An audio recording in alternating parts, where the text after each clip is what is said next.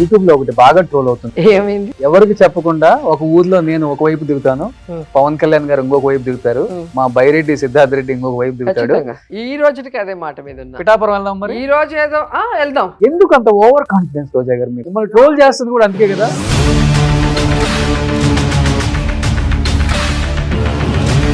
మరి 2 సార్లు ఓడిపోయినప్పుడు ఆయన రాజకీయాల్లోనే ఉండకూడదు కదా, సన్యాసం తీసుకొని వెళ్ళిపోయి ఉండాలి కదా. మీరు 2 సార్లు ఓడిపోయారు, 2 సార్లు గెలిచారు.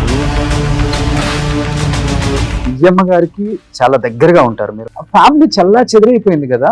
అధికారంలో వాటా కోసం వచ్చిన గొడవలు అంటారా ఇది, లేకపోతే ఆస్తిలో వాటాల వల్ల వచ్చిన గొడవలు అంటారా? అక్క మాట్లాడినప్పుడు నాకే ఆశ్చర్యం వేసింది.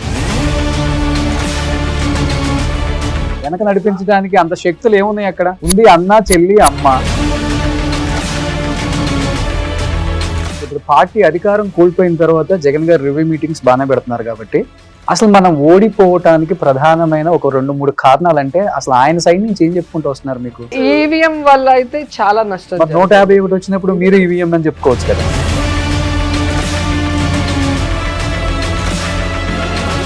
హోంమంత్రి గారు, అనిత గారు, సో మీ కొలీగ్ విష్ చేశారా? ఆ అదృష్టం ఆమెకు వచ్చిందంటే కూడా అది జగనన్న క్రెడిట్ అని నేను చెప్తాను.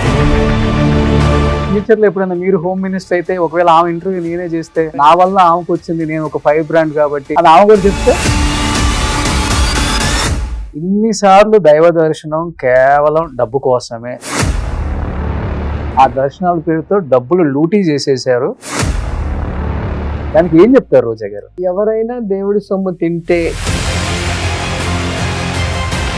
ఇది బ్లాక్ లో సినిమా టికెట్లు అమ్ముకున్నట్టు కొండ మీద టికెట్లు ఎవరైనా అమ్ముకుంటారా?